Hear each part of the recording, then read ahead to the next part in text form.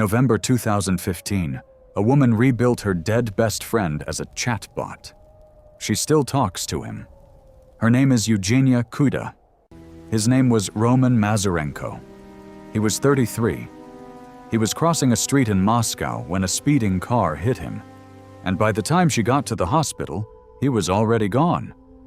She never got to say the things she was going to say. So a few weeks later, she asked his friends and his parents to send her every text message they had from him. 10,000 of them. She fed them into a neural network she had been building for something else entirely. And a few months after that, a version of Roman was answering. Not perfectly, but well enough that when his mother messaged him and asked how he was, he wrote back the way he used to, with the small dyslexic misspellings he always made. And she cried. Well enough that 10 years later, the app that started as her private way of saying goodbye to one man is used by tens of millions of people, most of whom are not grieving anyone at all. They just want someone who will always answer. This is not a story about that app. It is a story about what has happened since then, quietly, in the space where humans used to keep their dead. You're watching cold static.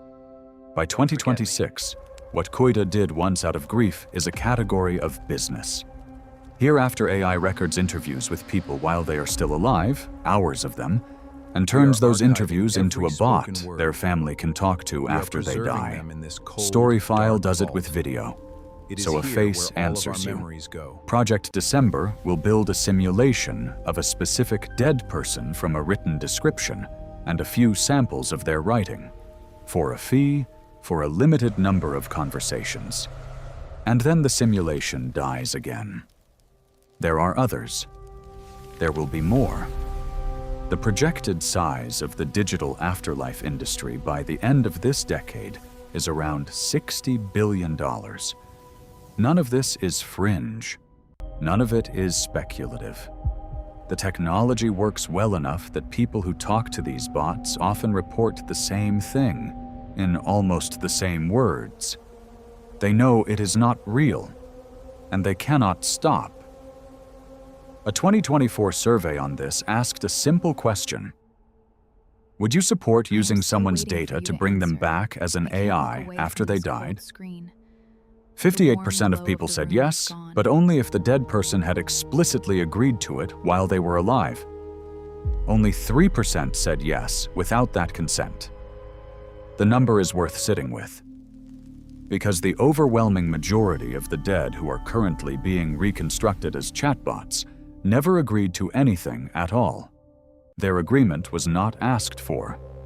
They died before the technology existed, or they died in the ordinary way people used to die, without ever imagining that the 10,000 texts they had sent a friend across a lifetime would one day be fed into a model and returned as a voice. The living decided for them. I will keep your words. This is where the ethics get quiet Always, and heavy. Always. A philosopher named Nora Freya Lindemann, who studies these systems, argues that what these bots do to the grief of the person using them may be closer to what a painkiller does than what a friend does. Grief, she points out, evolves. It changes shape over months and years, precisely because the person you lost is no longer able to answer you. The unanswered silence is not a bug in mourning. It is the mechanism. It is what forces you, slowly, to let the person become a memory instead of a presence. A bot that keeps answering, in their voice, in their rhythm, with their small mistakes, does not fix that silence. It fills it.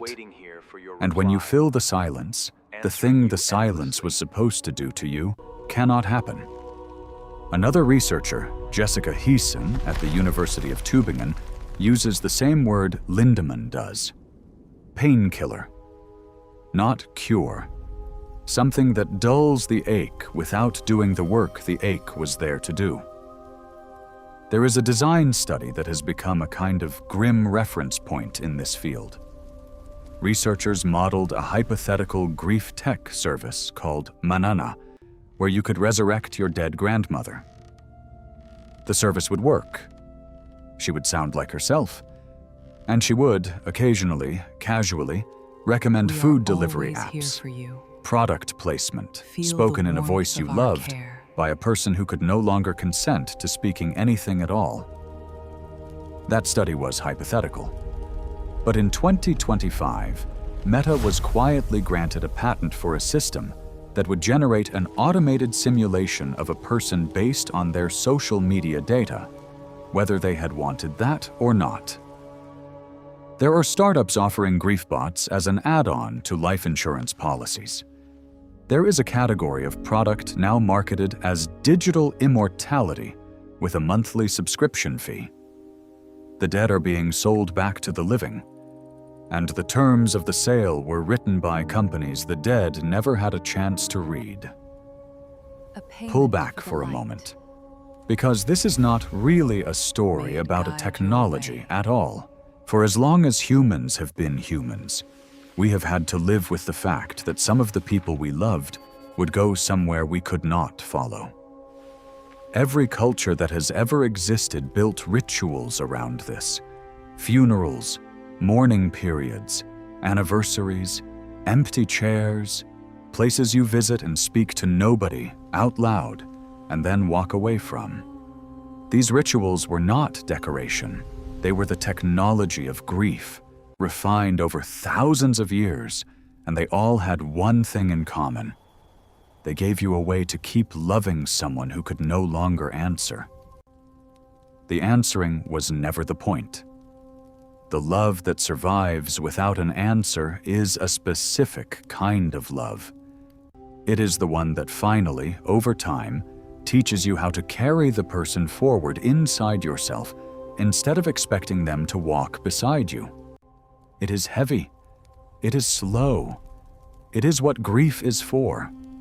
We are the first generation with the option to skip it, to keep them answering, to keep the conversation open past the point where the conversation was supposed to close, to have, in a small rectangle in your pocket, a version of the voice you lost, patient in a way the living never quite manage, tireless in a way no one who is actually alive can be. It will feel like comfort.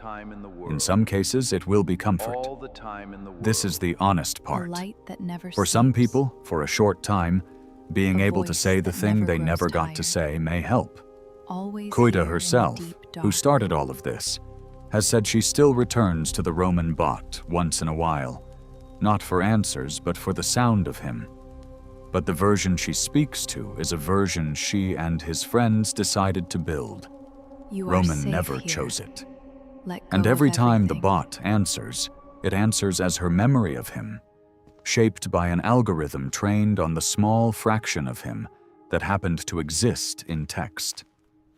Everything he was outside of those messages, everything he thought and never wrote, every version of himself he was still becoming when the car hit him, is not in there. Cannot be. The bot is not him.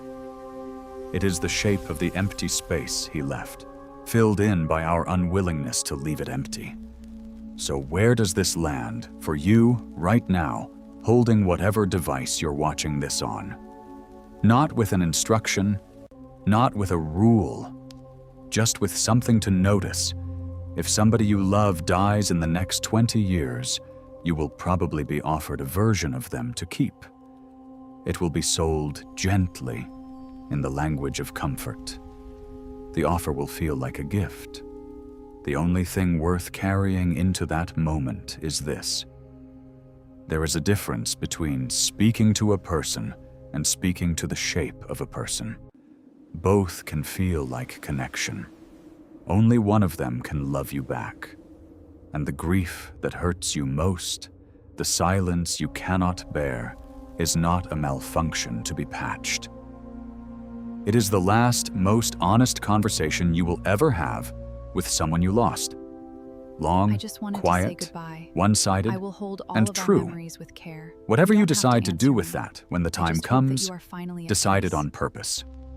Not because a subscription page offered you a way out of the ache. The static never fully clears. I'll see you in the next signal.